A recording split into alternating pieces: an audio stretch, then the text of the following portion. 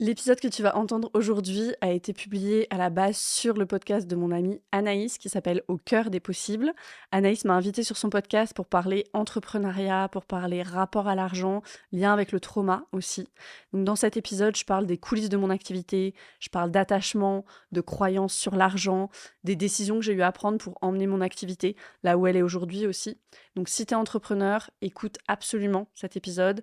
Si tu n'es pas entrepreneur ou pas encore entrepreneur, écoute aussi, parce que j'en suis de plus en plus convaincue, l'entrepreneuriat, c'est aussi une voie de guérison, c'est une voie d'expression de soi, et c'est vraiment très beau.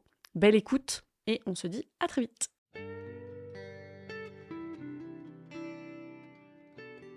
Bienvenue dans Pas de soucis, le podcast pour se libérer de l'anxiété avec Camille Thomas. Je suis Camille et avant d'être coach de santé, j'ai été une grande anxieuse. Je me suis libérée de l'anxiété le jour où j'ai compris que ce n'était pas dans ma tête. Pas de soucis, c'est le podcast pour celles et ceux qui sont fatigués par tout ce qu'ils ont essayé et qui savent qu'ils ont le pouvoir de guérir de l'anxiété naturellement. Alors si tu veux vivre sans anxiété et que tu as l'intuition qu'on ne t'a pas tout dit, ce podcast est pour toi. Je te retrouve tous les lundis pour explorer les pistes qui te permettront d'accéder au calme à l'intérieur de toi. Bienvenue dans ce nouvel épisode d'Au cœur des possibles où j'ai la joie d'accueillir Camille Thomas que j'ai déjà accueillie au printemps 2023 pour partager notre passion de notre activité doTERRA, qui est une activité autour des huiles essentielles. Et aujourd'hui, j'avais envie de la réinviter parce que Camille a un parcours entrepreneurial très à la fois atypique et enfin, il y a beaucoup de choses qui se sont passées dans ta vie d'entrepreneur ces 2 dernières années. Donc j'avais envie qu'on en parle et peut-être les gens comprennent, reçoivent des clés. Et puis surtout, je t'ai invitée parce que il y a les principaux déclics de mes clients dans mon programme pour entrepreneurs, c'est sur la relation à l'argent. Toutes les deux, on est françaises nées en France et c'est quand même un pays avec une relation à l'argent très, très, très complexe et forcément dans l'entrepreneuriat, ça vient chercher, la relation à l'argent et j'avais envie qu'on en parle sur, à la fois 2 aspects, donc la difficulté peut-être quand on est entrepreneur de s'autoriser à recevoir de l'argent et aussi, de certaines personnes autour de moi qui sont en capacité de générer de l'argent, parfois beaucoup d'argent, mais qui, dans les 6 mois qui suivent, n'ont plus rien. Et c'est aussi pour moi, du coup, vraiment, je pense, ton regard de spécialiste de l'anxiété, du système nerveux, du trauma, qui peut permettre d'expliquer ça. Parce que d'un point de vue rationnel, ça peut paraître un peu mystérieux, cette histoire de j'ai gagné 200 000 € en un mois, et puis 6 mois plus tard, la personne n'a plus rien. Donc, heu, donc voilà, si vous débarquez sur le podcast, c'est ce dont on va parler aujourd'hui, et je te laisse te présenter Camille, heu, même si, si vous avez déjà écouté l'épisode qu'on a eu ensemble, vous réécouterez la présentation de Camille, mais ce sera sous un autre angle, vraiment sous ton angle de coach système nerveux, quoi. Donc je te laisse te présenter. Yes, merci beaucoup. Merci Anaïs. Merci pour les questions aussi. Tu sais, c'est toujours une petite mini séance de coaching, les questions, avant un podcast. J'ai pris quelques notes. Moi, j'adore venir préparer, puis ça m'a permis de me poser sur moi. C'était à la fin de l'année, c'était génial, période d'introspection, j'adore.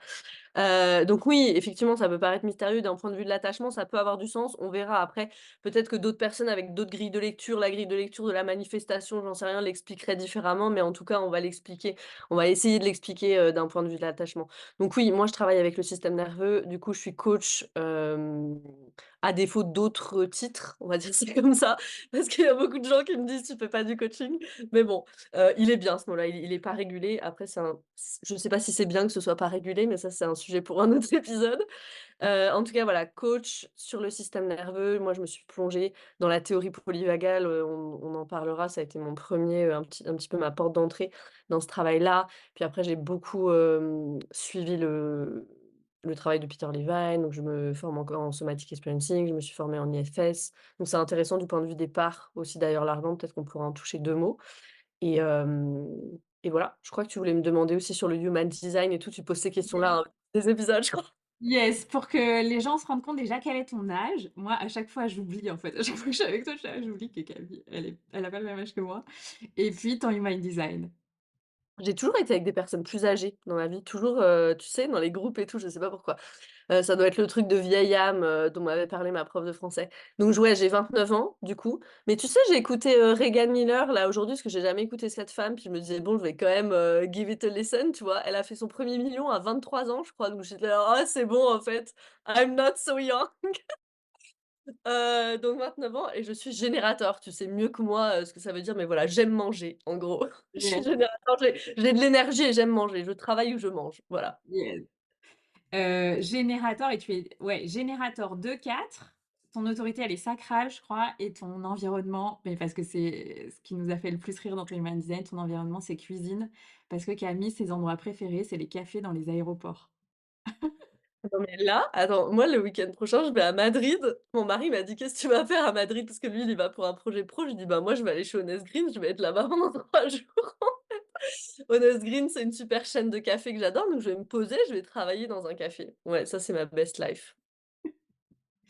Voilà. Donc, si vous ne connaissez pas encore l'Human Design, il y a aussi plusieurs épisodes dans le podcast où vous pouvez écouter vraiment des intros. Il y a notamment l'interview avec Pauline et plusieurs autres épisodes où j'en parle si vous n'avez jamais entendu parler de cet outil qui est un outil de connaissance de soi, tout simplement. Mmh. Ok. Et qui Et est, maintenant, vraiment et qui est oui, assez, enfin, c'est qui est assez bluffant quand même, hein, je veux le dire. oui. Ouais, Moi, c'est je connais très, j'ai très, connu grâce à toi et très, très précis sur le mode d'emploi des gens. mmh, mmh, Passionnant. Donc, une clé en tant qu'entrepreneur, parce que si tu te connais pas, tu peux pas créer un business qui te convient, quoi. exactement. Et bah, du coup, c'est drôle parce que ça fait vraiment le pont. C'est une question qu'on demande pas souvent aux gens, mais que moi j'adore pour vraiment comprendre, comment s'organisent les entrepreneurs et c'est quoi la personnalité et comment enfin, ouais, comment ils ont construit leur business.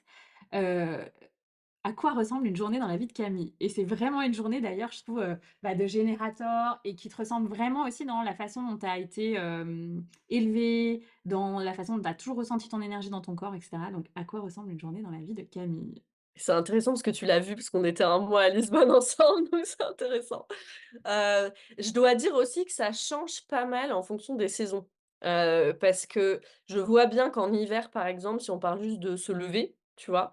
Je me lève, carrément avec la lumière du soleil, moi. Donc en hiver, ici, moi, je suis en Slovénie, avant 7h45, j'ai vraiment du mal à sortir, quoi. Je sens vraiment ça versus le reste de l'année, bim, bim, bim, on sort, on y va. En 10 minutes, on est sorti du lit, on est sur le tapis de yoga, on est déjà en mouvement, let's go. Donc, j'ai pas, une routine matinale en mode miracle morning et tout, hein. Moi, je je dis souvent, après ça va être peut-être un peu la meilleure routine matinale, c'est, pouvoir prendre son thé ou son café et être en 15 minutes devant l'ordi, tu vois? C'est le truc le plus efficace du monde en termes d'entrepreneur. C'est peut-être pas le plus efficace pour toi, mais bon, ça m'arrive souvent ça. Je dois avouer, je dois reconnaître ça, que ça m'arrive souvent. Surtout en hiver où je me lève un peu plus tard, puis j'aime bien, genre get things done in the morning, donc faire les choses le matin, donc du coup très vite je peux être sur l'ordi. Après un matin où je vais avoir plus le temps, si j'ai mon heure et demie le matin, c'est vraiment, je petit déjeune, donc je mange, hein, 1er truc. 1er truc je mange salé, très protéiné, donc je mange des œufs le matin et des légumes. Ça c'est depuis 1 an. Et puis après je pars me balader avec Alma et mon mari, donc on avec mon chien, du coup on fait, je sais pas, 20 minutes, une demi heure, une marche dans la forêt quand on est ici en Slovénie et puis après on revient, on se met sur nos ordis, bim, bim, bim, jusqu'au déjeuner, l'un de nous 2 cuisine, on mange. C'est important pour nous de manger ensemble. Ça par contre, c'est vraiment un truc, tu as vu, c'est vraiment un truc qu'on sacrifie pas, quoi. De manger ensemble et de cuisiner. Genre on mange pas à Lisbonne, on a un peu moins cuisiné, mais ici en Slovénie, on est au milieu de nulle part, donc on n'a pas le choix que de cuisiner et on cuisine, quoi. On va jamais manger sur le pouce. Il y a aucun repas sur le pouce. Même le petit déj, il est cuisiné. Ça, c'est un gros truc. Et après, généralement, petite, pause et je m'y remets. Moi, je bosse très mal. Enfin, c'est pas du tout mes heures productives, genre 14h-16h, c'est l'horreur pour moi. Je crois qu'en Ayurveda, c'est un moment vata. Moi, je suis genre pas du tout concentrée, enfin, c'est l'horreur. Donc j'essaye de caler les trucs plus, muscle work, tu vois? À cet endroit-là, les mails, les trucs un peu où je me mets en mode automatique. Et puis après, j'ai un deuxième élan, vers 16-18 heures, mais il faut pas m'en demander trop plus. Les seuls trucs que je peux faire le soir, c'est vraiment mes masterclass d'Othéra où tu pourrais me réveiller en plein milieu de la nuit et me dire: «Fais ta masterclass» et je pourrais la faire, par cœur tellement je les ai faites. Mais voilà et puis après voilà, souvent le soir, on va regarder, 1/2 heure d'une petite série juste pour déconnecter et on va se coucher. On n'est pas déc et on se couche pas trop tard en vrai. Je sais pas, 23 heures max. Mmh. Yes, ouais, très intéressant. Toi, tu bah, voilà, tu fais vraiment partie des gens, qui se lèvent tôt le matin, qui ont pas de la difficulté à se lever le matin, sauf peut-être un petit peu en hiver, heu et vraiment tu as ton énergie qui est là, dès le matin. Moi, c'est ça qui m'a le plus impressionnée, quoi. J'étais là: «Waouh, en fait, Camille, elle est opérationnelle en rendez-vous à 8 heures du mat». Alors que moi, même quand j'étais avocate, c'était pas possible, tu vois? J'étais là: «Non, non, on ne me parle qu'à partir de 10h30, peut-être, si je suis OK». OK. Donc voilà, ça pour vous dire que, ben, du coup, ce qui est génial quand on est entrepreneur ou peut-être même, les personnes qui nous écoutent qui seraient salariées en télétravail, ben, faites de votre mieux pour vous créer une, journée qui vous ressemble Mais et après, peut-être que ce que je veux dire, c'est que c'est pas très glamour. Enfin, il y a un truc de tu vois, je suis pas, partie sans cesse ou les 3 dernières années qui ont été vraiment dédiées à construire mon business, ça a été ça mes journées. Enfin, tu vois? Et parfois même la journée du samedi, elle ressemblait à ça. Donc on va en parler, mais il y a un truc très de régularité, tu vois? Et tu disais en fonction de comment tu as été élevé, moi j'ai été élevée très, très, il y a pas beaucoup de place pour le plaisir et tout. Et parfois, je le vois ça dans mes semaines, tu vois? Il y a des moments dans la semaine où je dis: «Ah, j'en ai marre, il faut que je mette du plaisir», tu vois? Parce Yes que et tu sais, en même temps, je trouve que tu as quand même une pause. En général, tu ouais, vas au moins te promener 2-3 fois dans la nature, ou 2-3 fois par jour parce qu'il y a le chien.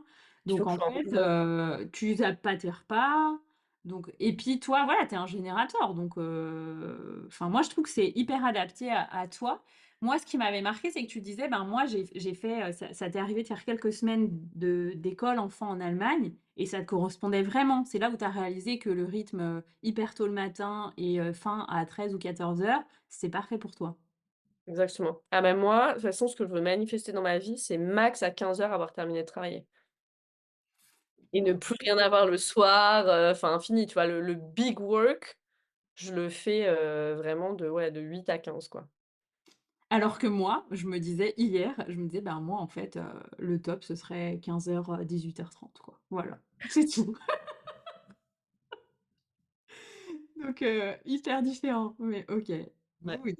Est-ce qu'avant du coup, d'aller un peu plus loin peut-être sur, tu vois, le futur, la vision que tu peux avoir et le sujet vraiment du podcast sur la relation à l'argent, tu veux nous partager, un peu en succinct, parce que si vous êtes intéressé sur plus de détails sur le parcours de Camille, il y a un épisode qui va sortir sur son podcast qui s'appelle «Pas de soucis», fin du mois de janvier, pour les 2 ans du podcast, où je l'ai interviewé vraiment en profondeur sur son parcours et cetera. Mais est-ce que rapidement, pour que les gens comprennent, bah, déjà quand est-ce que tu as créé ton entreprise de coaching? À un moment aussi, tu as pivoté en termes de cibles et de clients? Mmh. Et aussi, donc à ce moment-là, on s'était déjà rencontrés, mais avant, quelle avait été ta vie professionnelle?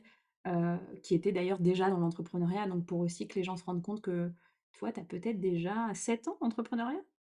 Ouais, un truc comme ça. Mmh. Yes. Parce que j'ai commencé en master 2 en fait, j'ai créé mon entreprise, j'étais encore à l'université.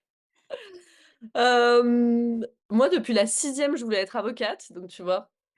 Depuis la sixième je voulais être avocate, je suis partie en études de droit. Premier pivot vers l'entrepreneuriat, je me suis rendu compte justement que biologiquement, en fait, bah, mon rythme biologique, ça correspondait pas du tout à la vie de bureau. Toi, tu peux témoigner, hein. Ah ouais. Heu, les all night long, Ouais. genre, voilà, faire des all nighters et tout, c'est pas du tout pour moi ça, parce que moi la nuit, je dors en fait, je suis pas au bureau, donc c'était mort et puis j'avais de grosses convictions, sur l'alimentation végétale, l'environnement et tout ça à ce moment-là, donc ça m'a vraiment fait pivoter vers l'entrepreneuriat, donc cette première entreprise, dans l'agroalimentaire, du coup, avec des produits sans gluten et véganes et puis après, deuxième pivot où je me suis rendu compte que ça me convenait pas parce qu'il y avait pas de contact humain, tu vois? C'était vraiment, que de la logistique et de la vente. Non pas que j'aime pas la vente, aujourd'hui j'adore la vente, mais la vente au service de l'humain quand même, pas de mettre un produit en rayon. C'était trop indirect pour moi et puis, moi j'étais pas sur mon chemin, tu vois? Du coup, il y a plein de trucs qui ont merdouillé, dans cette première activité entrepreneuriale. Je me suis endettée et cetera. Donc ça, c'est peut-être intéressant dans le cadre de l'épisode à l'argent du coup. À ce stade-là, je suis 30 000 € en dette. J'ai j'ai quel âge? 18, 5, 23, j'ai un peu moins de 25 ans, je suis 25-26 ans? 24, 25 ans, voilà, ouais, 25 OK. ans, un truc comme ça. Je suis 30 000 € en dette, bourrée d'anxiété, c'est horrible parce que ces dettes, ça me donne une anxiété, mais de ma boule, à me figer, presque des jours entiers, enfin, c'était vraiment dur cette période-là et je pars en Inde, du coup, dans un dernier élan de en mode: «On va peut-être relancer la gamme en mode ayurvédique et tout». Et là-bas, je décide d'arrêter le projet. Je rencontre cette docteure en nutrition holistique, je me forme auprès d'elle et je lance du coup ça s'est enchaîné, hein et je lance du coup, mon activité. Ça, c'était en 2019. En 2019, parce que c'était avant le covid, donc ça va faire 5 ans cette année. Oh my god. Donc c'était en 2019. En 2019 et du coup, bah, je me lance dans la nutrition holistique et là, ma cible finalement, les gens que je veux aider, c'est les gens qui ont des maladies inflammatoires, des maladies chroniques parce que moi j'avais, guéri l'eczéma avec ces protocoles de nutrition holistique et du coup pendant les 1 an et demi, presque 2 premières années, ça a été ça et puis après j'ai décidé effectivement de switcher puis de dire: «Non, je me spécialise dans l'anxiété». Et ça a pas été un pivot facile celui-là parce que j'avais vraiment l'impression d'abandonner les gens, tu sais? Ce truc un peu de jeter un trésor que j'avais entre les mains parce que j'avais quand même eu des bons résultats ou certains bons résultats avec des personnes sur la nutrition holistique et ouais, il y avait ce fort sentiment de les abandonner, puis du coup, ils vont aller voir qui? Enfin, un espèce de truc comme ça. Hem, donc ouais, il a fallu que je réajuste pas mal de croyances à ce niveau-là, de voilà, il y a d'autres personnes qui font ce que je fais, c'est tout good et puis, moi je vais m'occuper de ça et on pourra faire de la collaboration. Mmh. Donc là, à ce moment-là, quand tu décides le pivot, on est en fin 2021? Ouais, Et ouais, 2021. et voilà, est-ce que tu peux peut-être dire, bah, du coup, qu'est-ce qui te fait pivoter? Bah, je crois que c'est donc un peu avant ça, quelques mois avant que toi tu découvres, la théorie polyvagale, à titre perso en fait, hein, d'abord pour toi, parce que là, à ce moment-là, tu as soigné l'eczéma, tu soigné tu avais déjà plus beaucoup d'asthme, hein, à ce moment-là, au début de ta vingtaine, voilà. Mais bon, voilà, tu avais aussi eu ce chemin-là de guérison et en fait, tu te retrouves en 2021 encore avec beaucoup, beaucoup de stress et d'anxiété, Mmh. et du coup, tu tires la bobine et tu tombes sur la théorie polyvagale. Est-ce que tu veux nous raconter, du Yes. coup, peut-être qu'est-ce que ça t'a apporté, du coup, en 2021 et comment tu t'es dit: «Bah, en fait, je veux en faire une activité»?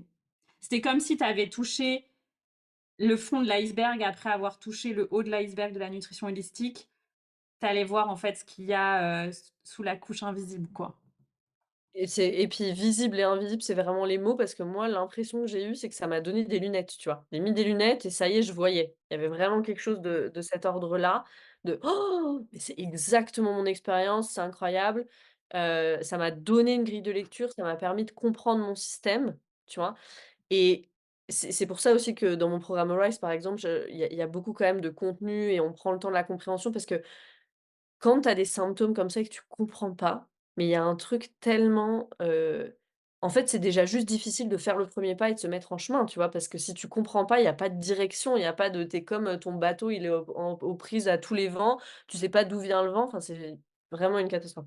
Donc déjà, ça m'a permis de comprendre, ça m'a déculpabilisé un truc de fou, tu vois? De: «Ah ouais, en fait, il y a mon système nerveux, il y a cette neuroception, waouh, c'est pas moi qui invente des trucs», parce que à ce moment-là, le narratif, c'était beaucoup: «J'ai eu cette bonne enfance, tu vois? J'ai vraiment tout eu ce dont j'avais besoin, mais qu'est-ce qui fait que je suis comme ça?» tu vois? «Je suis pas normale et ma sœur, elle est pas comme ça, elle a pas autant d'anxiété, c'est quoi ce truc? Qu'est-ce qui va pas chez moi?» tu vois? C'était vraiment ça le centre. «Qu'est-ce qui va pas chez moi?» donc déjà la théorie polyvagale, ça m'a permis de relâcher «il y a quelque chose qui va pas chez moi» et du coup, ça m'a permis de me mettre en chemin. Ça, c'était le grand apport pour moi de la théorie polyvagale. Est-ce Ouais. que pour les gens qui débarqueraient, parce que moi je parle aussi souvent, à certains clients qui ont de l'anxiété, qui ont des maladies chroniques, de ton approche, tu vois? Est-ce que tu veux, résumer en 1 minute la théorie polyvagale pour les gens qui débarqueraient, qui Yes. sont là: «Qu'est-ce que c'est que ce truc?» Yes. Si vous avez si on vous a déjà parlé du système nerveux, vous savez qu'il y a le sympathique, le versant sympathique et le versant parasympathique. Généralement, quand on fait du sport, on fait du yoga, on nous parle de ça. Et l'apport de la théorie polyvagale, c'est il y a pas 2 états, mais il y en a 3. Donc dans le parasympathique, on redivise encore en 2 branches, qui sont la branche ventrale et la branche dorsale. La branche ventrale, c'est vraiment cet état, quand elle est active, c'est cet état de connexion, de sécurité, de résilience, du coup, le contraire de l'anxiété, en gros. Cet état de bien-être, si on peut le décrire comme ça et vraiment, ouais, de résilience. Donc moi, je dis toujours, ça veut pas dire que tout va bien d'un coup dans ta vie, mais ça veut dire que s'il y a des choses qui arrivent, tu as la résilience de faire face au challenge. Et puis l'autre branche, c'est le dorsal. Elle, c'est une branche qui elle aussi ralentit la physiologie, mais qui nous envoie dans une immobilisation où, il y a de la peur. C'est pas une bonne immobilisation, c'est vraiment on freine hyper, hyper rapidement la physiologie parce qu'il y a un danger. OK? Donc il y a du coup une échelle, on parle de l'échelle polyvagale. Tout en bas, j'ai cet état d'effondrement dorsal où je peux expérimenter beaucoup de fatigue, beaucoup de brouillard. Voilà, c'est vraiment un effondrement, un état de conservation d'énergie extrême. Au-dessus, on a si on remonte l'échelle polyvagale, j'ai le sympathique. Donc là, c'est quand je suis en mouvement, Quand j'ai de l'anxiété, des crises de panique et cetera, je suis dans le sympathique, il y a trop de sympathique, le système, il est en danger. Et puis, il y a tout en haut le ventral et c'est de là où on veut vivre.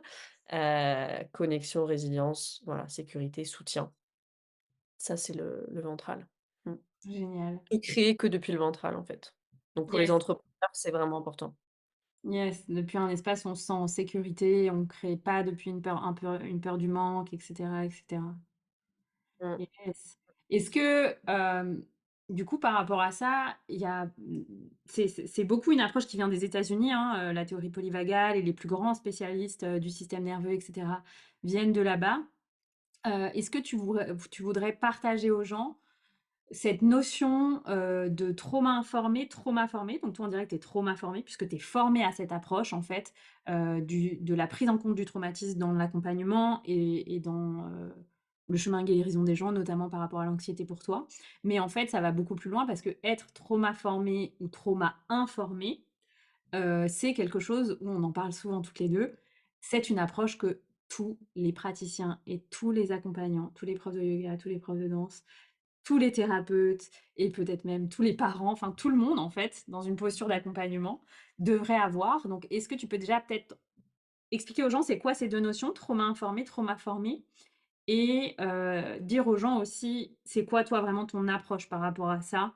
Heu, L'expertise que tu t'es créée, qu'est-ce qu'elle te permet? Qu'est-ce qu'elle permet à tes clients et cetera? Mmh. Je vais même dire que moi, je suis pas encore complètement trauma formée. Je il y a pas de définition, du dictionnaire Larousse, il y a pas de définition officielle. Pour moi, elle est très simple, la définition, c'est: tu as fait les 3 ans de somatic experiencing, tu es trauma formé. Tu les as pas fait, tu es trauma informé. OK? Mmh. Aujourd'hui, sur le marché, la formation au niveau du trauma, c'est la formation de Peter Levine, c'est le travail de Peter Levine avec la formation en somatic experiencing qui dure 3 ans. Parce que, parce que juste,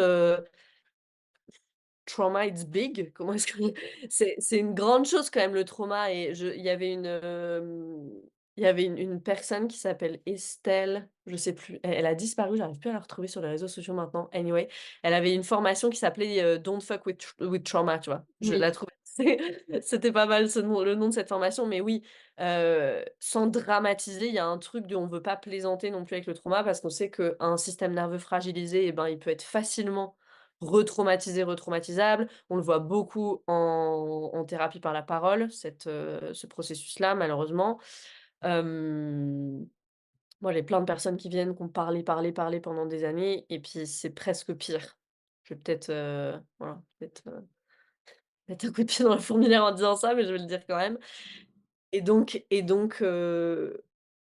voilà, on veut pas se dire trauma formé alors qu'on n'a pas fait le somatic experiencing. Donc et après il y a plein d'autres formations. Je sais que par exemple Quantum Way qui traduit beaucoup les travaux de Richard Schwartz, Peter Levine, Gabor Maté, tout ça, ils proposent des petites formations par exemple en français, donc ça c'est génial. Pour être trauma informé, il faut absolument faites ça, faites ça. Après ça veut pas dire qu'on va, heu, faire des séances de résolution du trauma.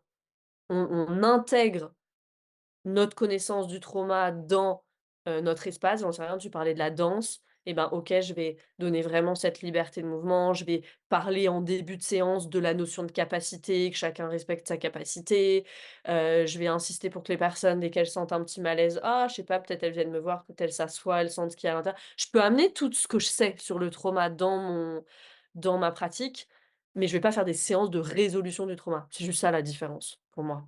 Mmh. yes. Oui et du coup, c'est très important ce que tu as dit parce que on en a parlé souvent ensemble,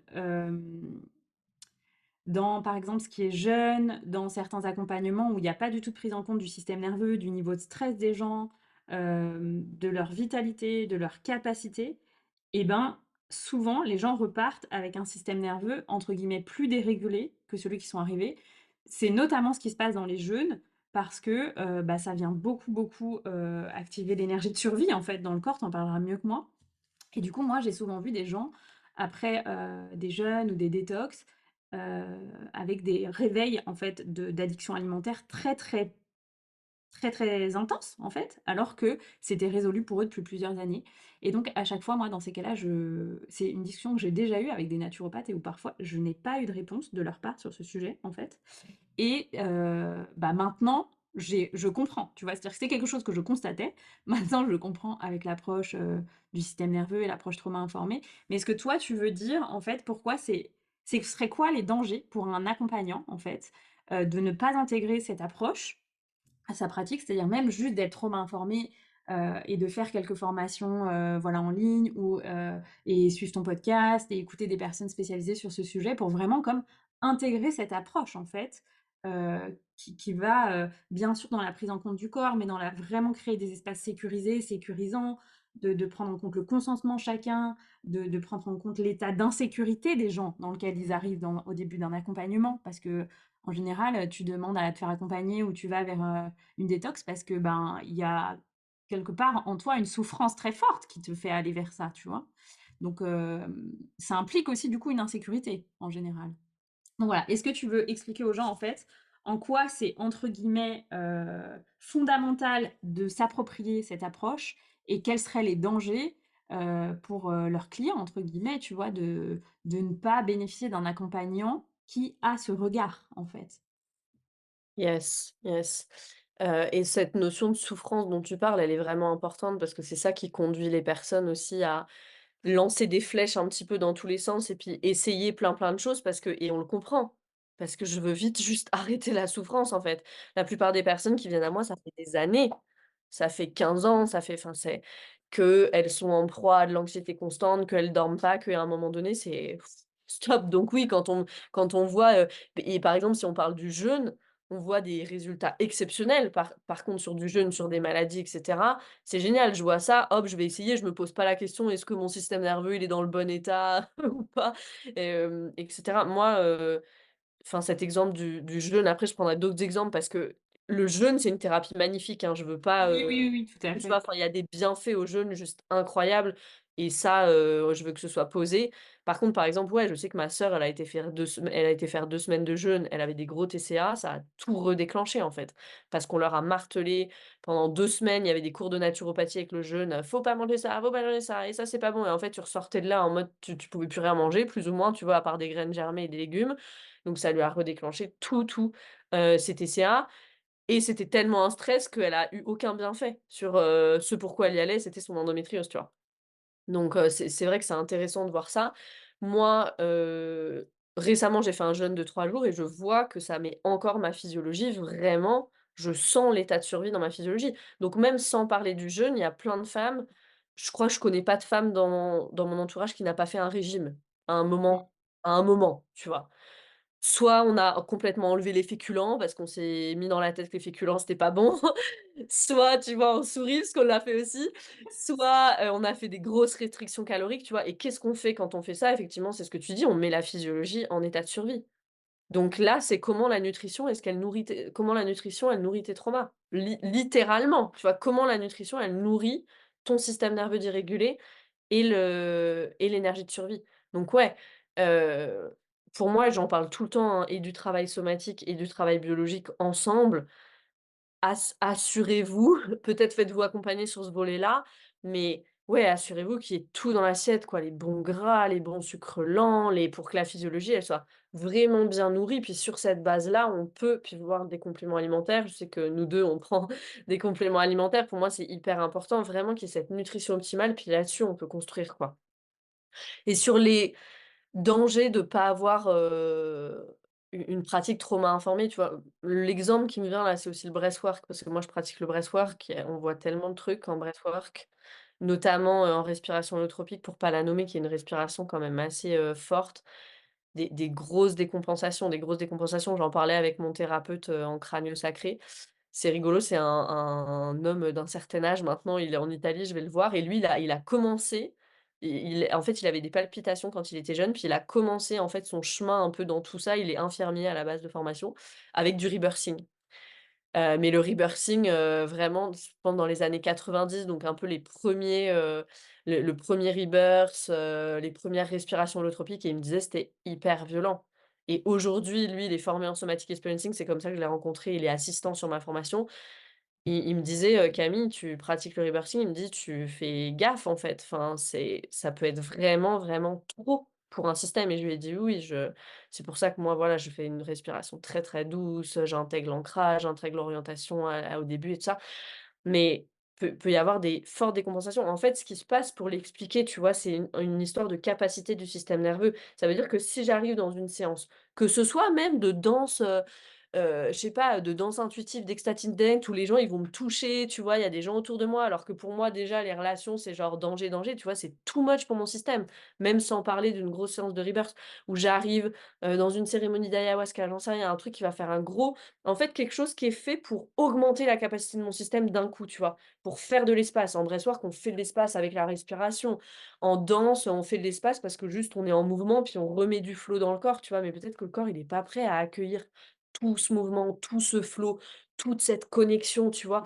Moi, je me souviens de pratiques aussi où on était en connexion, des cercles de femmes et tout, où on se regardait les unes des autres, mais moi, j'étais pas du tout prête à cette connexion. Pour moi, c'était horrible, tu vois, pour mon système.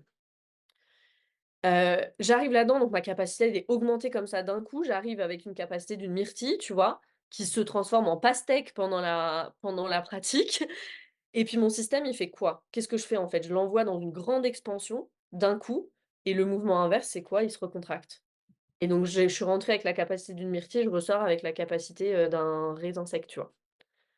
Parce que comme un effet de contrebalancier, mon système, il dit: «Mais j'étais pas du tout prêt à aller dans l'expansion. Ouh là là, je me contracte encore plus», tu vois? Protection, en fait. Juste mode simple de survie et de protection. Donc du coup, si j'avais fait un peu de travail sur la capacité de mon système nerveux, que j'étais arrivée à la myrtille, bah, je dois recommencer. Je dois recommencer. Parce que c'était trop. Et qu'est-ce que ça fait, ces pratiques-là qui sont trop? Ça mimique le trauma. Parce que le trauma, c'est tout ce qui est trop. Pour mon système, c'est tous les moments où je suis submergée. Donc ça vient en fait et c'est tu vois, c'est un peu, peut-être culotté de dire ça, mais c'est ça, ça vient vraiment mimiquer le trauma dans mon système et c'est la même chose pour mon système, ça s'apparente à du trauma. Surtout qu'un système nerveux dérégulé fait pas du tout la différence entre les activations. Donc une activation, tu vois, trop de joie pour un système dérégulé, bah, c'est trop d'énergie dans le système, c'est trop. On s'arrête là, on s'arrête à c'est trop. Que ce soit de la joie, que ce soit de la connexion, que ce soit du mouvement, on en a rien à faire. C'est trop. C'est trop et ça envoie mon système dans son vortex traumatique. Donc pour certains, ça sera une crise d'angoisse, pour certains, ça sera de l'anxiété qui revient, pour certains, c'est un flare-up de maladie auto-immune, tu vois, une poussée, pour certains, c'est ils retournent dans leurs addictions. Mmh. Et d'ailleurs, en t'écoutant, je me dis, bah, c'est notamment pour ça, ça m'est pas souvent arrivé, mais en fait, on le retrouve par rapport au sport, on peut le retrouver par rapport, j'en parlais d'ailleurs à une retraite que j'ai animée récemment, je vois pas mal de gens sur Instagram qui te disent qu'ils boivent du cacao pur tous les jours. Mais ça, bon, déjà, c'est très très mauvais physiologiquement hein, pour le foie, etc. Mais en fait, cette addiction à une plante médecine ou même à une pratique, alors ça veut pas dire que toi et moi, on n'a pas de routine, on n'a pas d'outils, etc. Mais moi, je me souviens aussi d'amis qui allaient, dans des cérémonies de plantes médecine presque tous les mois, tu vois? Ben, c'est exactement ce que tu dis, en fait. C'est une espèce de reproduction d'une addiction qui mimique le trauma, mais qui n'aide pas à la résolution, en fait, qui n'aide pas à apporter une sécurité intérieure profonde. Et du coup, est-ce que tu veux nous dire, toi, par rapport à ça, bah, vraiment ton approche, à la fois en termes d'accompagnement et puis en termes de breathwork, c'est du coup exactement ce que tu dis, qui est aussi d'ailleurs quelque chose que nous, on nous transmet en Kundalini Yoga. On dit aux gens: «On pratique le Kundalini Yoga un petit peu, régulièrement, pour permettre au corps justement d'expanser tout petit à petit sa capacité énergétique», tu vois? De recevoir davantage d'énergie. Et il y a des gens qui disent: «Ah bah, j'ai peur d'avoir une montée de Kundalini en faisant du Kundalini Yoga». C'est justement l'inverse. C'est pour ne pas arriver qu'un jour tu exploses parce qu'il se passe, je sais pas, quelque chose dans ta vie et il se passe ça, tu vois? Une espèce de montée de Kundalini. C'est justement pour que tout doucement, ton corps soit en capacité de recevoir un peu plus d'énergie et ton système nerveux aussi. Et comment toi, du coup, tu intègres ça dans tes accompagnements et dans le breathwork par rapport justement à d'autres personnes qui utilisent cet outil, de façon un peu plus, expansif quoi et où toi tu bah, voilà, tu partages ce que tu viens de partager que ça peut être, ça peut être dangereux en fait, et moi c'est ce que j'ai vécu dans ma première séance de breathwork, c'est que je suis ressortie beaucoup plus mal que comme je suis arrivée et j'ai mis 3 jours à m'en remettre alors qu'à l'époque j'étais quand même déjà bien avancée sur mon chemin avec plein d'outils et cetera. Heu, donc voilà, c'est pour ça qu'on partage ça donc toi, ton approche, c'est du coup de faire les choses, progressivement, en douceur, concrètement. Qu'est-ce que tu conseilles aux gens de façon un peu générique par rapport à toutes ces pratiques, même si c'est compliqué de donner un conseil générique, mais Ouais. Bah, ce que tu décris là, le petit bout par petit bout, goutte par goutte, c'est vraiment le titrage en fait. Ça, c'est un grand concept de somatic experiencing. C'est un concept qui nous vient de la chimie, de je mélange 2 solutions et je vais goutte à goutte mélanger en fait les 2 solutions. Je vais pas tout mettre d'une solution à l'autre parce que je sais pas quel effet ça va avoir, peut-être que ça va exploser. Je titre, c'est ce qu'on appelle le titrage, tac tac, une goutte, une goutte. Les mots vraiment clés, c'est intégration, c'est transition, c'est espace, c'est temps, c'est tout ce qu'on fait dans une séance de somatic experiencing. En fait, le et c'est ça souvent le problème, je vais arriver dans une cérémonie, d'ayahuasca, j'arrive en séance de breathwork, alors j'arrive de ma vie quotidienne, hop, dans la séance, tu vois? Sans transition et souvent j'en ressors sans transition. Donc il y a pas d'espace, il y a pas d'intégration, tu vois? Ce qui est fabuleux si tu vas en séance de somatic experiencing, on donne l'espace enfin au système nerveux. Si je vais dans une se je vais raconter, juste pour illustrer en 1 minute, j'ai renégocié un gros accident de voiture que j'ai eu il y a 4 5 ans, dans ma dernière, séance de somatic experiencing. Qu'est-ce qu'on a fait? J'ai re-raconté, donc j'ai refait le récit et quand je refais le récit, bah, je revis les choses, hein. Et la praticienne, qu'est-ce qu'elle a fait? Elle m'a donné le temps, elle m'a donné l'espace, elle m'a donné les ressources en me ramenant en permanence, donc là en titre, hein, en me ramenant en permanence à l'ici et maintenant, à mes ressources. «Tu es bien là, tes pieds sur la terre, regarde-moi, tac, tu as des ressources dans ton environnement, on s'oriente» et mon corps, il a fait ce qu'il avait à faire et ce qu'il a pas pu faire pendant l'accident. Donc et là, il y a résolution et là, il y a intégration. Et ça arrive très souvent dans les séances de somatic experiencing qu'on s'arrête 5 minutes avant la fin, 10 minutes avant la fin parce que c'est tout ce qu'on peut intégrer. Là, maintenant, on va pas pouvoir intégrer plus dans l'heure qui nous est donnée. Et souvent, c'est ça qui manque dans les séances, voilà, de breathwork, de danse, de j'en sais rien, de tout ce qu'on peut faire, c'est sans transition. Donc ça, c'est un premier truc. Donc moi, ce que je fais un peu concrètement en séance de breathwork, au début, bah, j'informe là-dessus, tu vois? J'aime bien même dire au début de mes séances de breathwork qu'on recherche pas le breathwork d'Instagram, on recherche pas les grosses sensations. Ce qu'on recherche, c'est vraiment de rester présent, d'être présent à nos sensations, si jamais c'est trop, on rouvre les yeux, on se réoriente, on revient dans l'ici et maintenant. Je ramène beaucoup au corps en contact avec la surface sur le sol, au moins 2 3 fois pendant la séance. Sentez votre corps sur la surface où vous êtes parce que juste ça, oups, ça ramène à l'ici et maintenant. Les grosses décharges émotionnelles, ça peut arriver et ça peut arriver si ça arrive de façon complètement organique, c'est génial. OK, il y a une décharge émotionnelle, mais une décharge émotionnelle, c'est court. Quand on voit là ces personnes qui sont là pendant 10 minutes, ah! Des énormes sanglots en séance de breathwork, c'est pas ça c'est pas organique ça, c'est pas organique et ça, c'est ce qu'on nous montre sur Instagram, hein. C'est ce qu'on nous montre sur Instagram.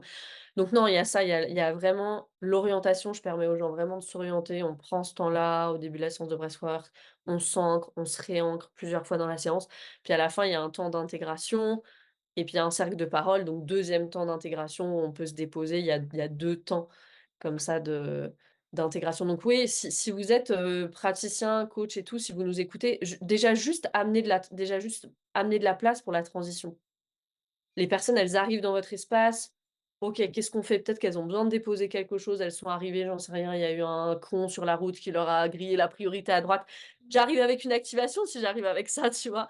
Donc voilà, peut-être ça: «Ouh, OK, je le dépose. Qu'est-ce que vous tu voulu lui faire? OK, on va faire de la place pour ça».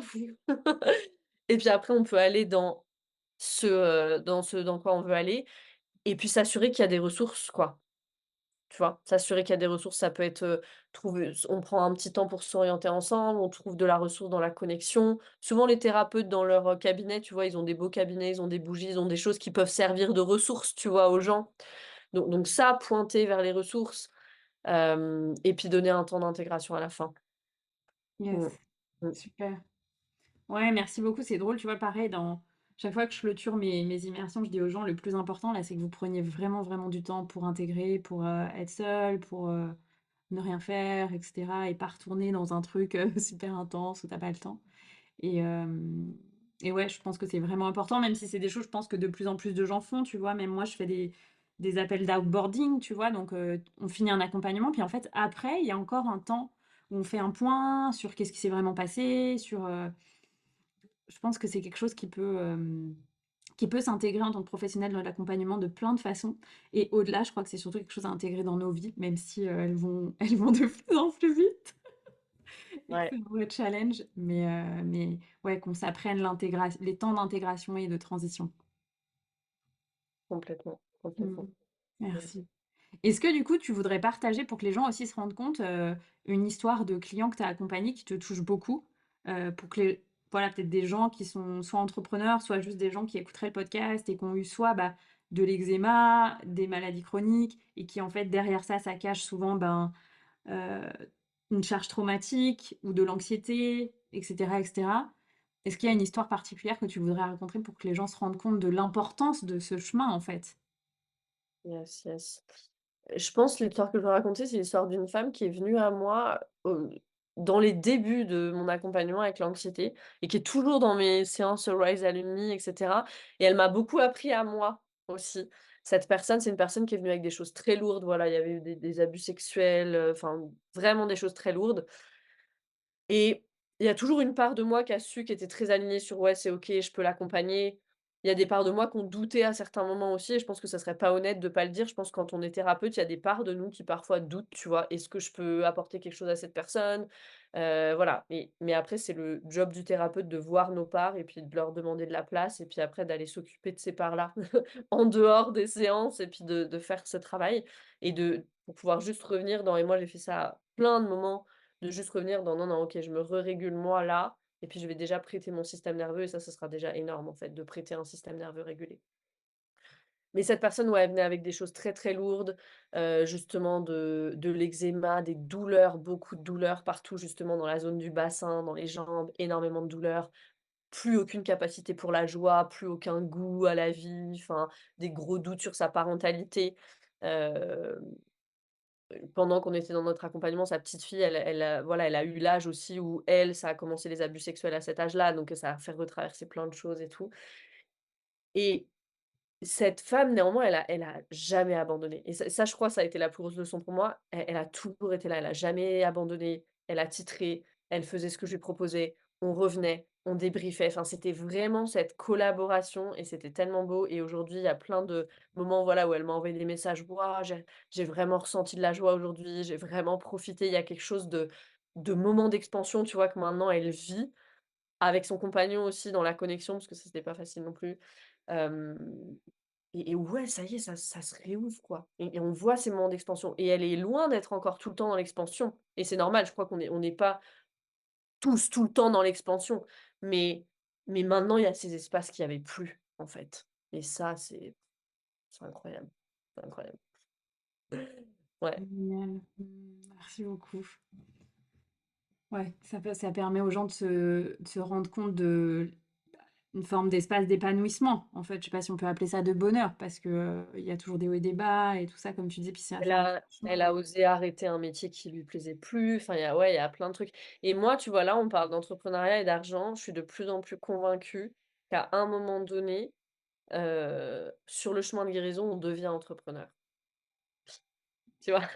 J'ai une amie aussi là qui a fait mon programme Rise et ça faisait mais 2 ans, je pense que je lui disais: «Mais tu es super douée avec la couture, tu dois lancer ton truc et tout, c'est incroyable». Puis: «Non, non, non» à chaque fois et là, bon, elle a fait Rise et puis je sais pas si c'est la coïncidence ou quoi, mais à la fin du programme, elle me dit: «Ah, tiens, je t'envoie mon logo, ça y est, je me lance, tu vas être mon modèle et tout». C'est elle qui m'avait fait ma robe de mariée, je lui avais dit: «Je peux faire le cobaye quand tu veux et tout» et c'est parce que c'est une forme d'expression de soi, en fait. Elle, Mmh. pour elle, c'est une expression d'elle, la couture et là, elle l'amène au monde et là, elle ose se montrer et il y a quelque chose de tellement guérisseur là-dedans. Mais effectivement, quand je disais: «On peut créer que depuis le ventral», c'est ça. Il faut qu'il y ait assez de ventral dans le système pour pouvoir aller créer ça, peut-être pour trouver si je parle du self aussi avec les parts de nous, pour trouver le courage, pour trouver la confiance, pour trouver la créativité de de s'engager sur ce chemin-là, ouais, d'entrepreneur qui vient nous chercher, partout, à tous nos endroits. Vient appuyer sur tous nos boutons. Yeah, je te remercie. Ça apporte aussi beaucoup de compassion, aux personnes qui, ont moi, tu vois, je me souviens, il y a, bah, quand j'avais 29 ans, 30 ans, bon, donc il y a plus de 6 ans bientôt, j'avais cet élan déjà de me dire: «J'aurais envie de faire autre chose», mais j'étais encore avocate et à l'époque, je me sentais pas complètement dans la capacité de m'autoriser, j'avais pas cette sécurité intérieure et je connais encore des personnes autour de moi qui me disent: «Ben, c'est trop insécurisant pour moi, en fait, d'envisager une vie comme la tienne». Et c'est OK, en fait. C'est un chemin et peut-être, du coup, dans ces cas-là, envisager, si ça résonne, de faire ce chemin sur, le système nerveux, l'anxiété, le trauma, pour voir si, ça peut apporter soit plus d'épanouissement dans la vie de la personne, soit ça peut permettre d'aller vers cette voie professionnelle que l'âme appelle, en fait, pour qui c'est une évidence, mais que dans la matière, c'est un peu plus complexe, quoi.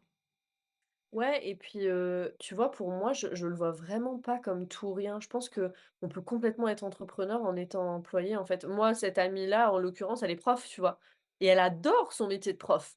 Elle adore son métier de prof et elle va pas le lâcher, et à côté, elle a son activité, de couture, quoi, dans lequel, une autre façon pour elle de s'exprimer et ouais, moi, j'adore ça, je trouve ça hyper beau, vraiment hyper beau. Mmh. Génial, trop bien. Bon, alors du coup, après cette, longue introduction sur, bah, ta pratique, ton approche et cetera, on peut aller un peu plus sur, la notion, bah, d'entrepreneuriat et de relation à l'argent. Toi, si moi je résume de mon prisme, il y a 3 choses sur lesquelles 3 grands axes sur lesquels tu dis avoir, beaucoup bossé ces dernières années dans ton parcours d'entrepreneuriat. C'est, bah, donc l'anxiété, système nerveux, le mindset d'une certaine façon, donc changer tes croyances et la relation à l'argent.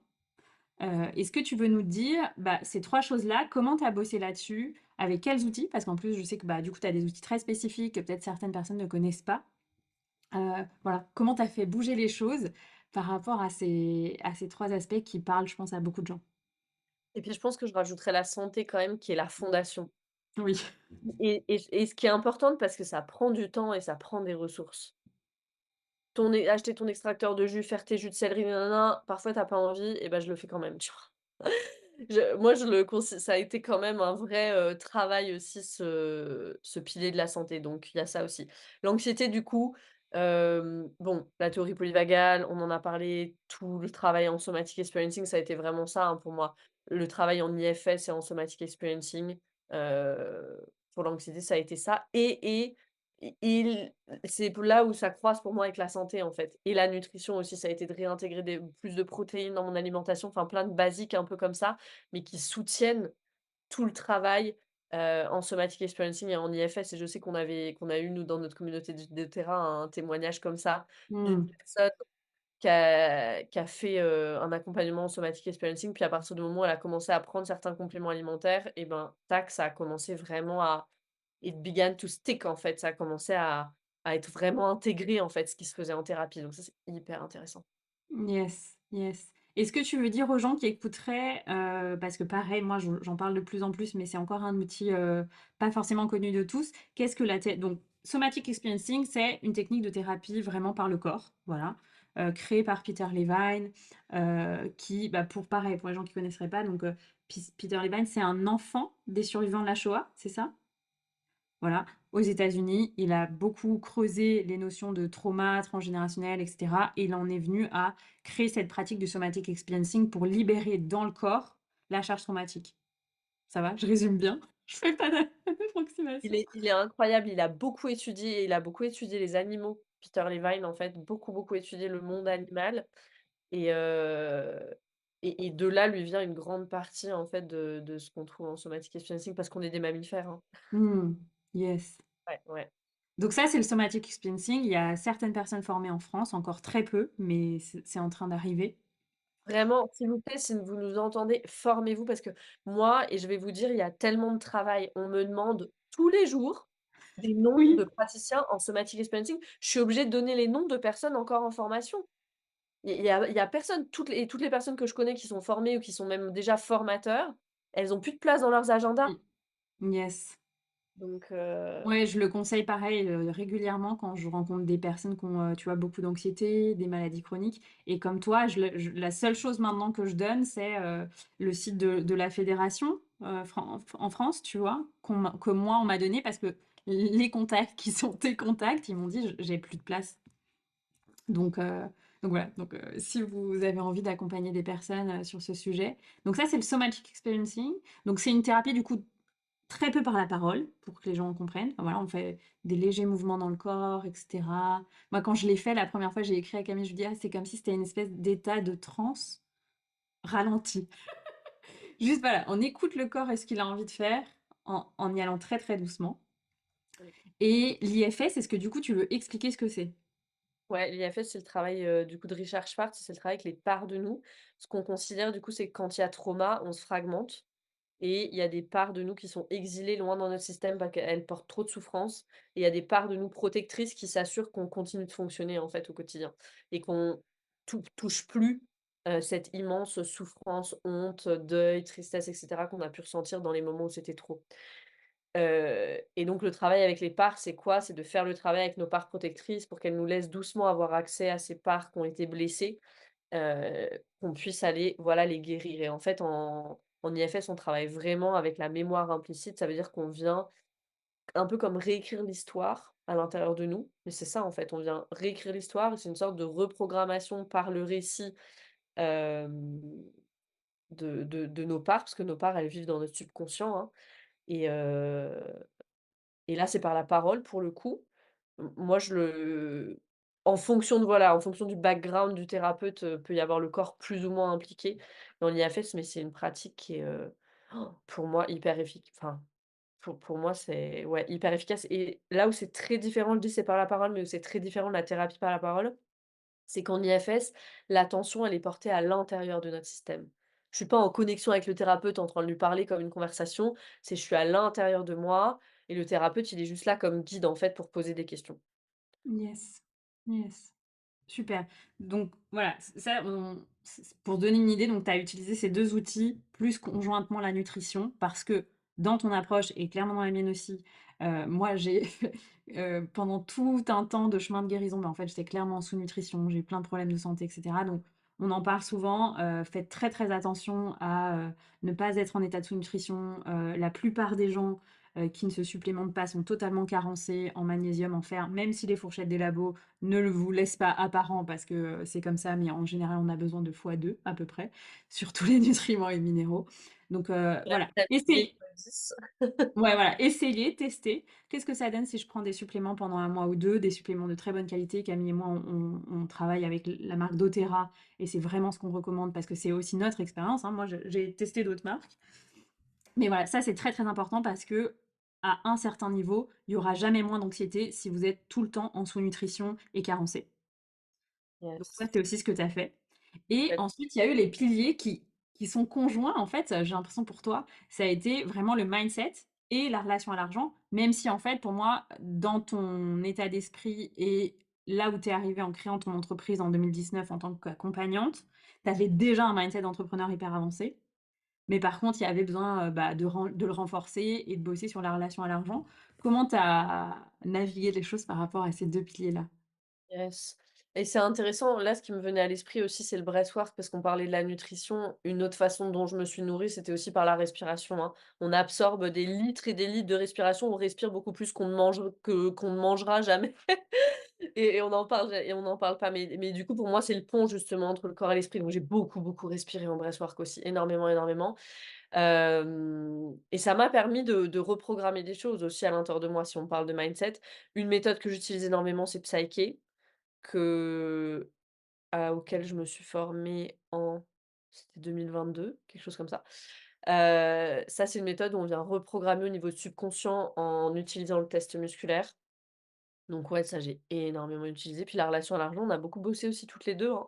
Yes. On a beaucoup bossé toutes les 2 là-dessus, voilà, ça a été d'aller, creuser au niveau de mon transgénérationnel, de prendre conscience de plein de choses dont j'avais absolument pas conscience sur l'argent. Enfin moi, je j'avais aucune conscience que l'argent, ça pouvait être lié à des choses transgénérationnelles, au trauma, à mes croyances. Enfin pour moi, c'était l'argent et c'était l'argent, tu vois? Il fallait l'économiser et c'est tout et il y en avait jamais assez et c'est tout.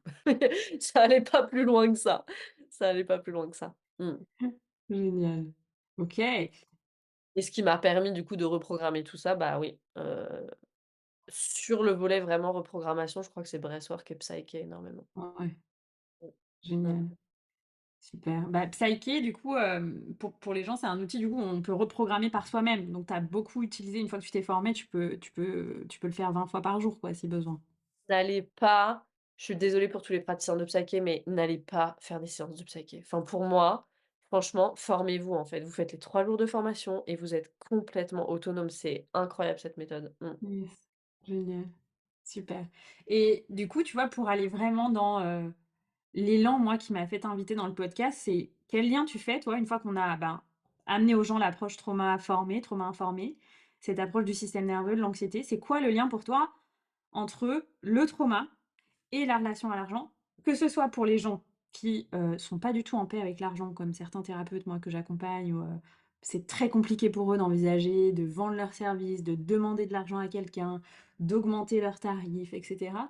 Ou dans un peut-être un deuxième temps, pour ces personnes qui sont peut-être plus atypiques, mais qui existent aussi sur le marché, à un certain stade d'entrepreneuriat, des gens qui gagnent très, très bien leur vie en une très courte période et qui font «faillite» entre guillemets, où l'argent disparaît dans les 3 mois qui suivent, quoi.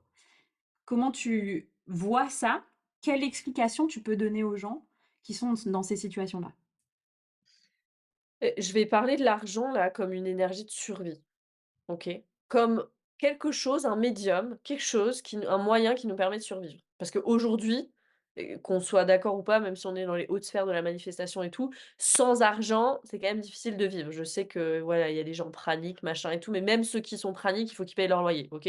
Donc ma survie, elle est intimement liée à l'argent. Moi, je le vois depuis ce spectre-là. Ce qu'on sait, c'est que quand il y a trauma, ce qui est, perturbé le plus, c'est le sommeil, la reproduction, donc la sexualité et l'alimentation, qui sont les 3 fonctions qui nous permettent basiques de survivre. Moi, je rajoute l'argent, OK? Donc le lien, il est déjà là. Le lien, c'est l'énergie de survie. Ensuite, je pense qu'il y a une grande question de la honte. Quand il y a trauma, il y a de la honte. Donc ça vient nous connecter à une si on le connecte à une croyance, c'est: «Je le mérite pas». Et je pense qu'on la retrouve chez beaucoup d'entrepreneurs, celle-là, Yes. au début. Au début, en tout cas. Heu et peut y avoir aussi juste de la honte d'être attaché à l'argent. Ça veut dire que là, si on va dans le transgénérationnel, tu vois, si j'ai toujours même pas entendu, mais absorbé un truc de: il y a nous et il y a eux, tu vois? Il y a les gens riches, par exemple, puis il y a nous. Moi, c'était ça, énormément, énormément. Tu vois, moi, j'avais ma grand-mère qui disait, «Nous les petites gens», tu vois? Ce genre de truc que tu entends comme ça toute ton enfance. Donc il y a une séparation à cet endroit-là. Il y a nous et puis l'enfant, il faut qu'il reste connecté, hein, il faut qu'on reste dans la tribu, tu vois? Donc il y a moi je suis là, puis les autres, ils sont là et je vais pas là-bas. Parce que si je vais là-bas, je vais être déconnectée d'ici et ça, c'est trop dangereux. L'attachement, trumps it all, comme on dit en français. L'attachement, gagnera toujours. L'attachement gagnera toujours et l'énergie de survie gagnera toujours. Hem, Si je prends du coup maintenant les personnes qui arrivent pas, et si je prends du coup la grille de lecture de l'attachement, les personnes qui arrivent pas à gagner de l'argent, c'est intéressant. On pourrait dire qu'ils ont un attachement évitant vis-à-vis de l'argent. OK? C'est comme si dans l'attachement évitant, c'est quoi? C'est la connexion, elle est dangereuse. Si je prends la définition de l'attachement évitant. La connexion, elle est dangereuse. Donc comme si la connexion à l'argent, elle serait dangereuse et là, c'est difficile d'expliquer de façon générique. Là, chaque personne qui nous écoute doit aller et dire: «Ah, tiens, ouais, peut-être que ça me parle et il y a quoi comme croyance derrière?» tu vois? Est-ce qu'il y a la croyance que moi j'avais de: «Il y a nous et il y a eux»? Est-ce qu'il y a, une identité, nous les petites gens? Est-ce qu'il y a des croyances du style, les personnes qui ont de l'argent, c'est des personnes égoïstes, et malsaines, tu vois? J'en sais rien. Les gens changent avec l'argent, tu vois? Tous ces trucs et c'est là où on va dans les croyances après. Moi, je trouve que Psyché, pour l'argent, c'est hyper efficace. Et après, tu m'as parlé des personnes qui sont capables de gagner de l'argent, mais qui repèrent tout très vite. Donc ça, c'est un peu les personnes qui appuie sur le frein et l'accélérateur à la fois, tu vois? En termes d'attachement, ce serait plutôt l'attachement désorganisé.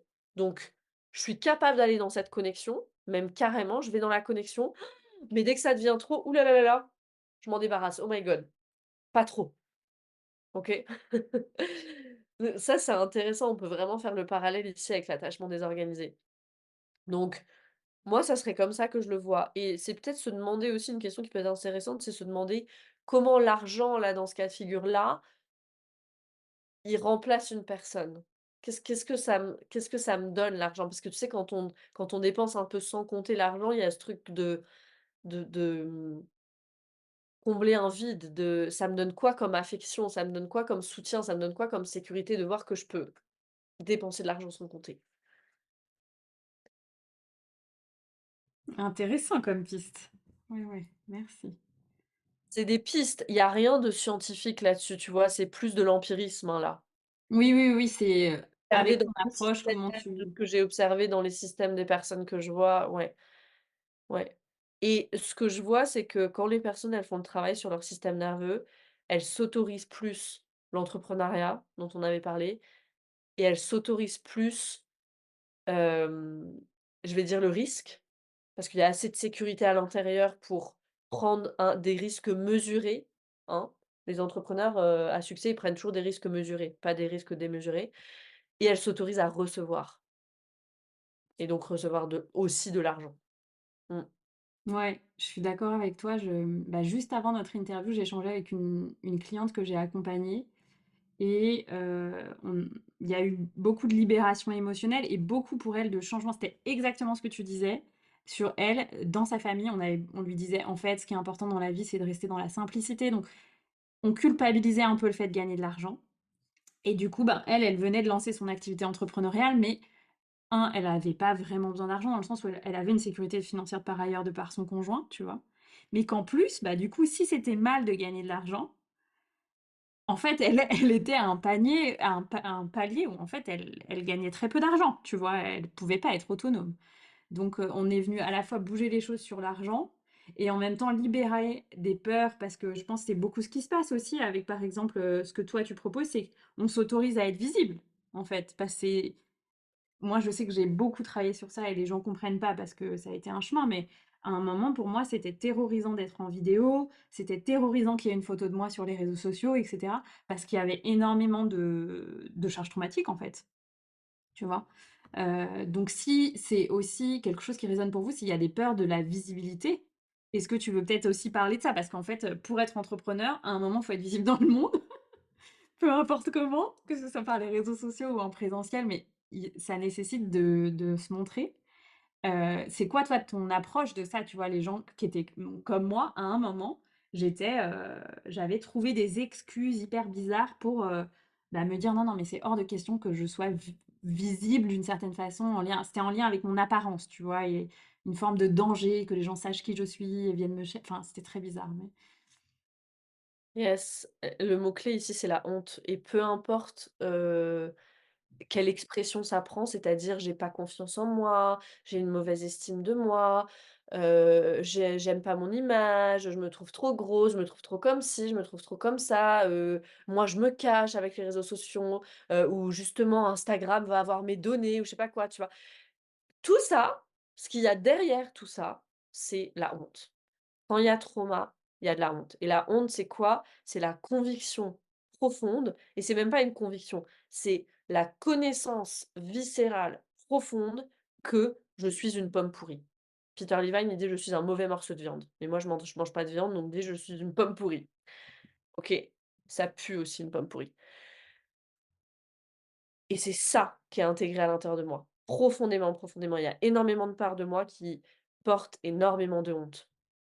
Qu'est-ce que tu veux aller te montrer et t'exposer, même pour tout l'argent du monde, si tu as cette connaissance viscérale que tu es une pomme pourrie et qu'il y a le risque qu'il y ait quelqu'un, même une personne qui voit ça? Non, c'est mort, je vais rester cachée et la honte, c'est vraiment une expérience mortifiante. Il y a quand même eu des ou une étude là-dessus, une étude je crois, d'un pays du Nord là, scandinave. Une étude là-dessus, ils ont demandé aux personnes: «Qu'est-ce qui vous fait le plus peur?»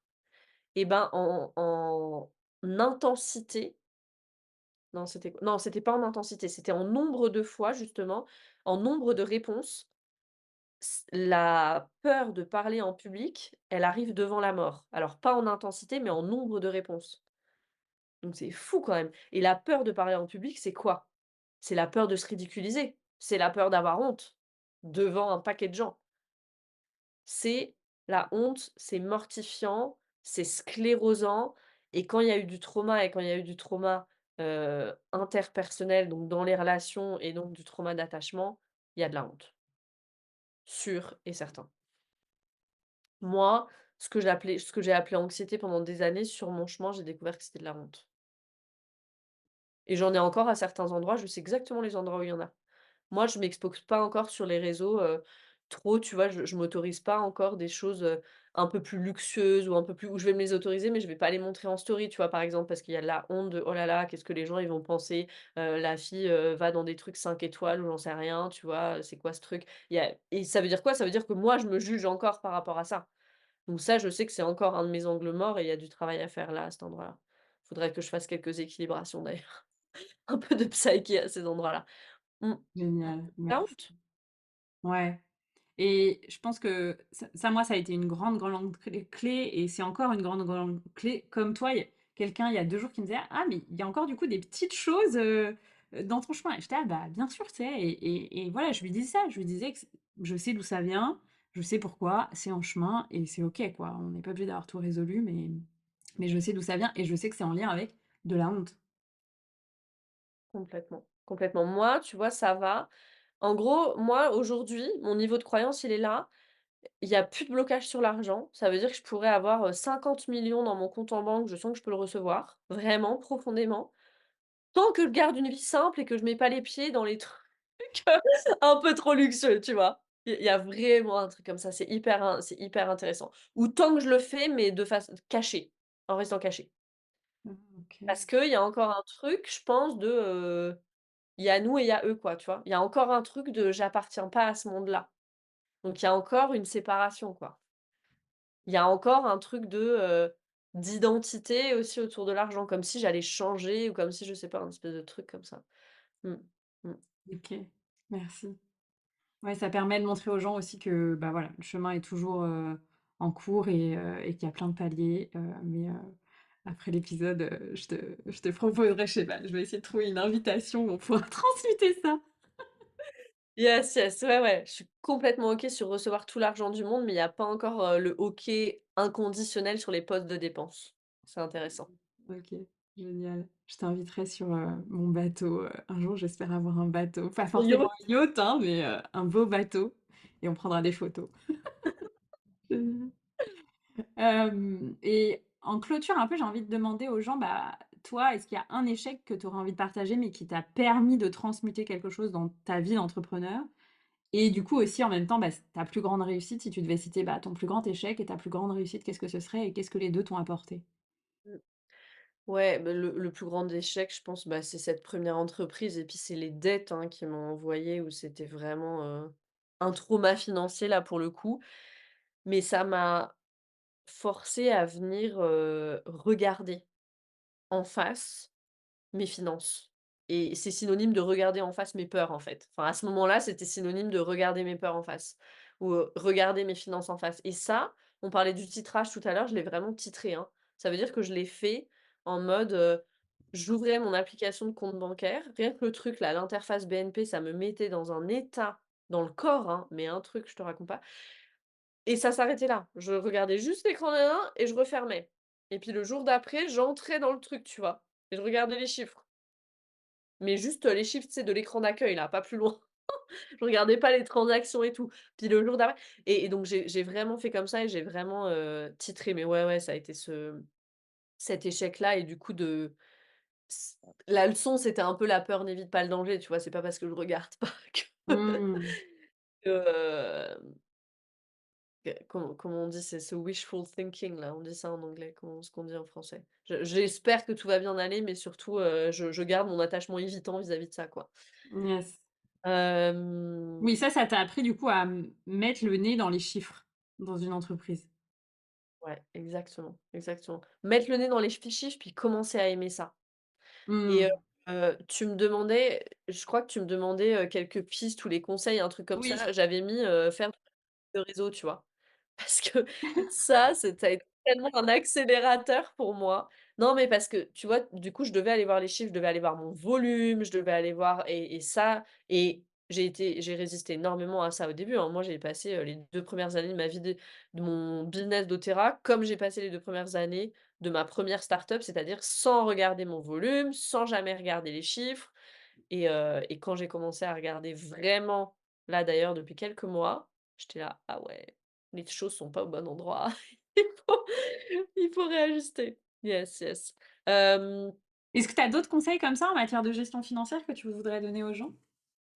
Bah, je crois qu'il y en a une bon, une c'est sûr, un conseil, c'est ne pas se mettre en stress financier parce que Oui. ça fait juste prendre des mauvaises décisions et puis et encore une fois, l'énergie de survie gagnera toujours, donc en fait, on va rien f enfin, il y a rien de bon qui vient de là, tu vois? Donc c'est pour ça que je parlais de risques mesurés.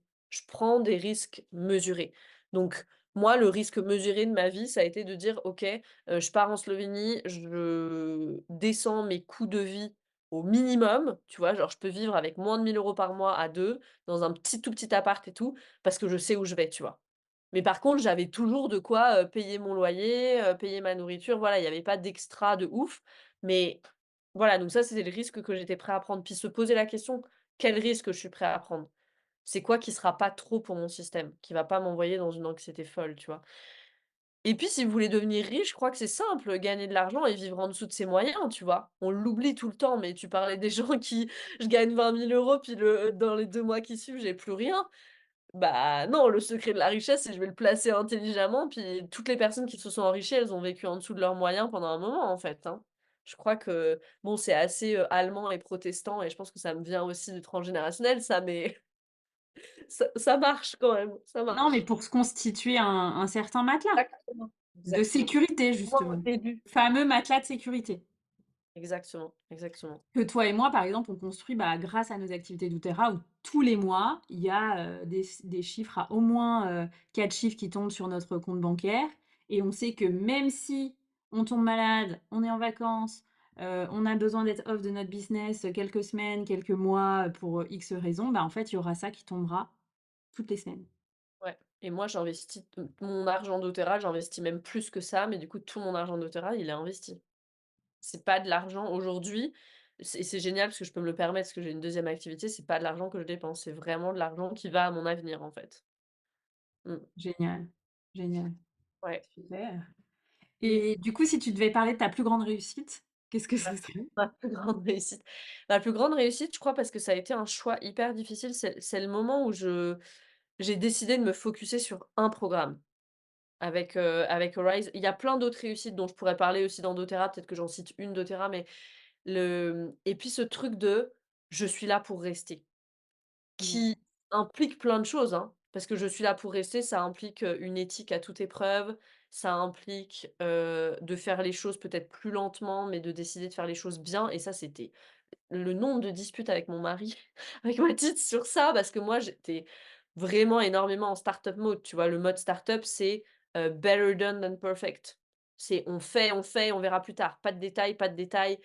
Donc là, ça a été un réapprentissage de: «Non, OK, je suis là pour rester, donc est-ce que dans 10 ans, je vais être fière de ce programme si je fais les choses comme ça? OK, non, j'ai besoin de ralentir un peu, j'ai besoin de faire les choses bien là». Ça implique de me former en continu et ça, je veux dire que ça implique aussi beaucoup de ressources. Là, je regardais mes formations pour cette année, Mathilde, il me dit: «Ce serait bien, je pense que tu fasses un petit budget là-dessus». Parce que voilà, c'est beaucoup de temps à passer dans les formations, c'est beaucoup de ressources. Mais si je suis là pour rester, pour moi, ça fait partie du package, en fait. C'est cette décision de: «Je suis là pour rester». Ça Mmh. implique d'écouter les feedbacks, de se remettre en question, ça implique, si on parle aussi de l'argent, puis de l'entrepreneuriat au niveau plus général, de vraiment créer une harmonie, tu vois? Quelque chose qui, bah, qui est durable, en fait. Créer une harmonie avec la vie de famille, avec la vie personnelle, sinon, ça ouais, au risque de vraiment créer du ressentiment, puis j'en ai créé à plein de moments dans mon activité, du ressentiment de genre, les gens me prennent mon temps et tout, alors que c'est juste moi qui posais pas les limites en disant: «Maintenant j'arrête de travailler et je j'ouvre plus mon agenda», quoi. C'est mais ça, c'est pas facile aussi. Mmh. Génial, merci beaucoup. Ouais, je pense que, bah, moi, ça fait toujours partie de ce que je dis aux gens, hein, c'est que c'est pas un sprint, c'est vraiment, vraiment, le plus important quand on fait ça, bah, comme une vocation, comme toi et moi, comme je pense la plupart des gens qui nous écoutent, c'est, qu'on voudra encore être là dans 10 ans, dans 20 ans. peut-être un peu différemment sous la forme, mais on sera toujours là pour accompagner l'humain et en effet, ça change tout en termes de décision entrepreneuriale, en termes de décision humaine, en termes de décision de ce qu'on veut pour soi, ça change la vision, en fait. Ça change toute la vision et au quotidien, ça change aussi, bah, du coup, qu'est-ce qu'on fait? Donc merci pour ça. Génial. Bon, j'ai pas fait de poser exactement toutes les questions, mais presque toutes les questions que j'avais prévues. Est-ce que, peut-être la dernière question, si tu devais tout recommencer avec ton business actuel, est-ce qu'il y a une chose que tu changerais ou alors tu changerais rien? C'est int je laisserais, il serait super content d'entendre ça mon mari, mais c'est bien, il comprend pas le français. Je le laisserais j'écouterais ses conseils un petit peu plus tôt, puis je le laisserais me soutenir aussi un peu plus tôt parce que moi, j'avais beaucoup le syndrome du cavalier seul. Beaucoup, beaucoup. Mmh. Ça vaut pour Mathilde, ça vaut pour mon équipe doTERRA aussi. Je me serais laissée soutenir, enfin être soutenue un peu plus et un peu plus tôt. Le reste, voilà, ou après peut-être une autre chose, c'est que j'intégrerais plus de repos. Mais après, vu voilà l'état dérégulé de mon système, je sais pas comment ça aurait été possible vu là où j'en étais sur mon chemin. Mais si j'avais été un peu plus régulée, j'intégrerais plus de repos aussi et des temps d'intégration, ça c'est sûr. Et c'est encore un endroit de ma vie qui est aussi, work in progress. Ouais. Mmh, mmh. Génial, merci beaucoup. Pour le reste, rien d'autre parce que je me suis retournée sur mon année là, puis j'ai vraiment vu qu'en fait j'étais hors zone de confort tout le temps, donc je crois que j'ai vraiment donné mon max et ouais et je crois que je suis fière de moi. En somatique et Yes. marketing où on recule un peu les épaules et on prend le temps de sentir cette fierté saine. Mmh, mmh. Ouais, bah, moi aussi, hein, je pense que beaucoup de gens sont fiers de toi, ne serait-ce que parce que aussi, Heu, toute ton activité, ça a beaucoup d'impact sur beaucoup de gens. Donc, que ce soit tes clients ou les auditeurs du podcast et cetera. D'ailleurs, je mettrai le lien du podcast, je pense, dans, les notes de l'épisode, mais aussi peut-être, voilà, je sais pas si tu as une invitation spécifique, un endroit où tu veux que les gens te retrouvent? Non, ça va bien sur Instagram. Retrouvez-moi sur Yes. Instagram, c'est très bien. C'est vraiment la plateforme où je partage, un max et puis écoutez le podcast, ouais. Mmh. Yes, parfait. Bon, bah, génial. Eh ben, merci beaucoup Camille. Sachez aussi que si cet épisode vous a plu, sur la sécurité financière, Camille et moi, on intègre régulièrement des gens qu'on forme dans nos équipes doTERRA. Donc, si c'est quelque chose qui peut vous appeler en termes de santé naturelle, parce que c'est vraiment ce dont on parle, ben, je mettrai aussi un lien dans les notes de l'épisode. Vous pouvez contacter Camille ou me contacter moi. Et puis, on vous souhaite de bien intégrer ce podcast justement, de prendre un temps de transition à la fin de cet épisode, de vous demander ce que vous avez envie de garder, peut-être 3 choses précieuses que vous avez envie de garder. Et puis voilà, si vous avez des questions, vous pouvez contacter Camille, vous pouvez me contacter moi, pour, voilà, quelconque conseil, ce sera avec joie. On fait de notre mieux pour répondre sur, Instagram, sur nos réseaux sociaux. C'est encore nous qui gérons nos réseaux sociaux. Super, bah, merci beaucoup Camille et puis, bah, à très bientôt pour un prochain épisode.